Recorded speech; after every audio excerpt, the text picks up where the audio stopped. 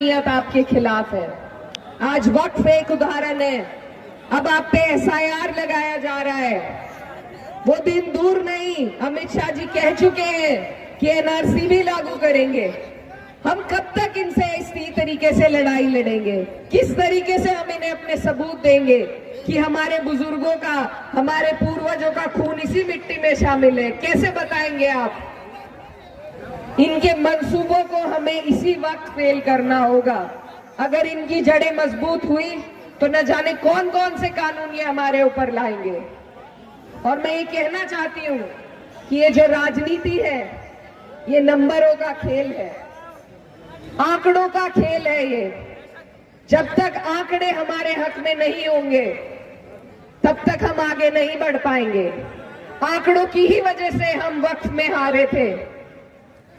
ऐसा मत कीजिए कि दोबारा आंकड़ों की वजह से हम बिहार में भी हार जाएं। आपके यहां से जो विधायक हैं, उनके हक में ये आंकड़े होने चाहिए। आपका एक एक वोट इनके हक में होना चाहिए, तभी जाकर आपकी सरकार बनेगी।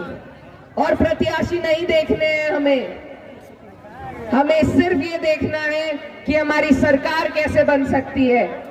क्योंकि ये जो माहौल है, जो पैदा किया जा रहा है, ये तभी बदलेगा जब ये सरकार बदलेगी। ये हालात तभी बदलेंगे जब सरकार बदलेगी। और ऐसा मैं इसलिए कह रही हूं क्योंकि मैं खुद एक जनप्रतिनिधि हूं उत्तर प्रदेश में। मगर हमारी सरकार नहीं है तो हम उस तरीके से अपने लोगों के काम नहीं कर सकते जितना हम करना चाहते हैं। उस तरीके से हम अपनी ताकत का इस्तेमाल नहीं कर सकते। मुख्यमंत्री के हाथ में वो ताकत है कि अगर कोई ऐसा काला कानून आपके लिए बनता है तो वो अपनी कलम की ताकत से उसे आपके प्रदेश में रोक सकता है। तो इसीलिए जरूरी है कि हम अपनी सत्ता बनाएं, अपने लोग सत्ता में बिठाएं। और वो तभी हो सकता है जब हम आंकड़ों को कागज पे समझें कि कैसे हम जीत रहे हैं। हमारा वोट अगर राजद को पड़ता है यहाँ पे, तो मुझे पूरी उम्मीद है ये सीट आप जीतेंगे और एक एक सीट जीतकर ही सरकार बनेगी।